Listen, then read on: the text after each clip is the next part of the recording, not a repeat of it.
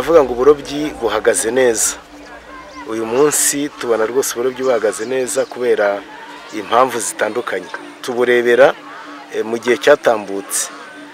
Twagize igihe cyo kwigisha abantu gahunda z'uburobyi hakimara guterwamo cyane cyane umusaruro w'isambaza, ubwoko bw'isambaza.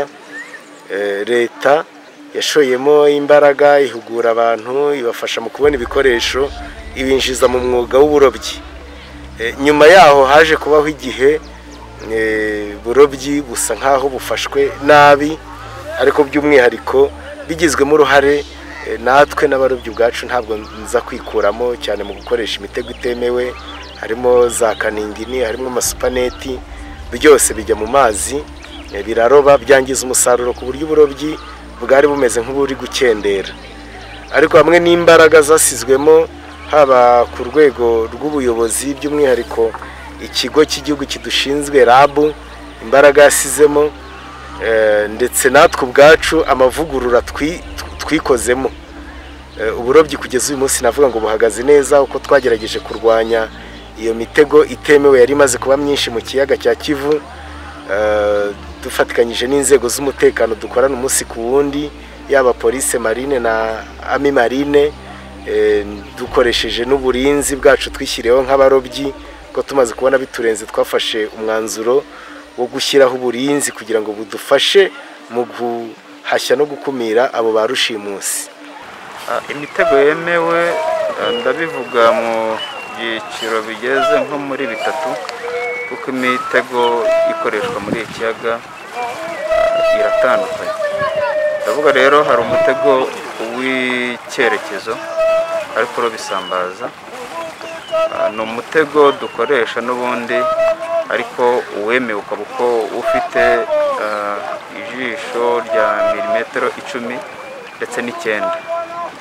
Iyo niyo mitego yemewe kandi nayo iri gukoreshwa. Nkaza ku mutego w'indugu ufite icyo bita inch 1.5, uwo nguwo nawo niwo wemewe, niwo uri no gukoreshwa.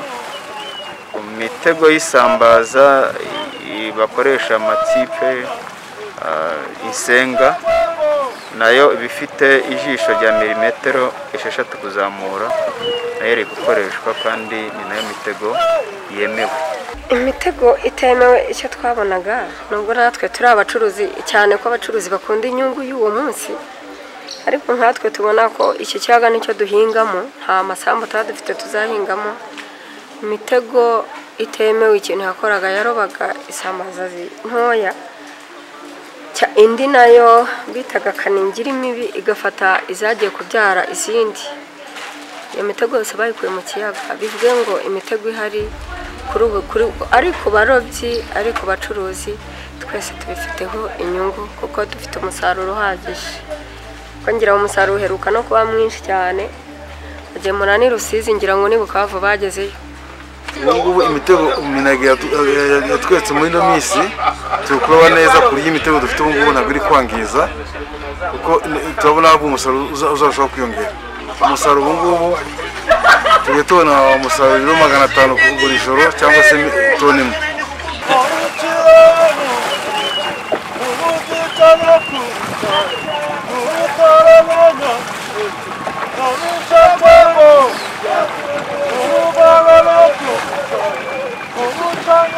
Mbere atahaza gushyira imitego myiza yemerewe, hari imitego ikoreshwa itari myiza kandi yangiza isambaza. Natanga nk'urugero, nk'uko nabivuze, supanete iroba utwana n'amagi. Ibi ngibi rero izo ngamba zaza kugira ngo zikureho iyo mitego mibi, zishyire imitego myiza itangiza utwana tw'amafi. Kandi tuzi ko utwana tw'amafi ari twejo generation bituma ko utwara tubazaraba mu myaka cyangwa se mezi runaka. Ikindi cya kabiri, urebye kaningini nayo ica isambaza nyinshi.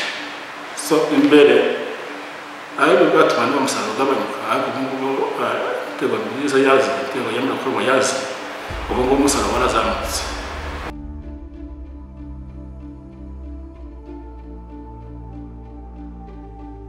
Icyambere nashima ni karite y'umusaruro turoba.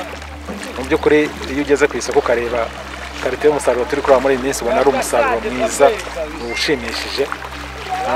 Ikindi cya kabiri ni icyizere, tuba dufite icyizere cy'uko dushobora kuroba igihe kirekire, kuko iyo turi kuroba umusaruro ukuze aho tuzamo umusaruro mutoya, tuba dufite icyizere ko mu by'ukuri turoba izikuze hanyuma izindi zigakomeza zikaza zikura zunganiye za zindi.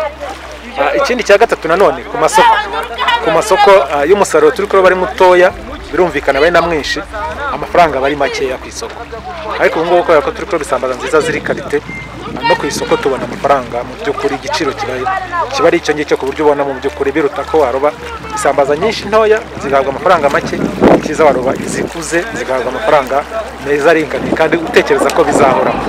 Icyiza cyo kwishimira kirimo ni uko umusaruro nyine uriyongera, kuko iyo abantu bakoresha imitego yemewe ni imitego itangiza umusaruro. Imitego itemewe ni imitego iroba umusaruro wose ugashiramo, n'uwo badafashe bawumazemo n'ubundi usanga uragenda ukangirika ugahera mu mazi. Ariko iyo abantu bakoresha imitego yemewe bagira amahirwe yo kuroba umusaruro mwiza ukuze ugeze igihe cyo gusarurwa nyine nk'uko izina ribivuga, noneho bigatuma usigaye ubona uburyo bwo kugenda wororoka. Ubwiza bw'uburobyi bwemewe n'amategeko, icya mbere ni ukujya mu mazi utikanga ko ugomba guhura n'ikibazo kuko uri gukoresha uburobyi butemewe. Ugenda akangurira nk'umuntu wumva ko atarabona ubushobozi bwo gukoresha umutego wemeye, yagombye gukoresha uko ashoboye kose, nawe akaba yashakisha ukuntu yabona uriya umutego wemewe n'amategeko, kuko nawe byamuhesha gutega neza ntacyo yishisha, kuko atavuga ati ahari ubuyobozi bunimo bukabunsanzemo ndi gutega kuko umutego mfite utemewe bari buze kunca ibihano cyangwa bakabana mbanambana. Ubwo rero nanjye namukangurira ko nibura nawe yakoresha uko ashoboye kugira ngo nashikire uwo mutego wemewe. ngira ngo icyo namubwira cya mbere ni uko kuroba bitemewe ubwe n'ubundi ajya mu mazi afite ubwoba. Iyo nicyo namushishikariza gukoresha uburobyi bwemewe, kuko aba ari mu mazi adafite umutekano, avuga ati uko bisa kose haza kugira umuyobozi umfashe, itegeko riraza kungonga, baraza kumfunga. Namugira inama ya mbere yo kujya mu burobyi bwemewe, aho kuzajya aroba kurobesha ibitemewe. Inama ya kabiri ni ukumugira inama ko izi sambaza ziri muri iki kiyaga zizatunga n'abuzukuruza bacu. Rero ntabwo yakoresha umutego utemewe akangiza abana, akangiza n'amagi azavamo izo sambaza mu minsi iri imbere. Nawe ubwo twamwereka ko ari kwihemukira, ari guhemukira n'abazamukomokaho, kuko ashaka kurangizamo umusaruro ako kanya. Ariko aramutse aje mu burobyi bwemewe yakwisha isambaza zikuze n'izasigaye, kubera ko atangije amagi abuzukuruza biwe bakazazirya.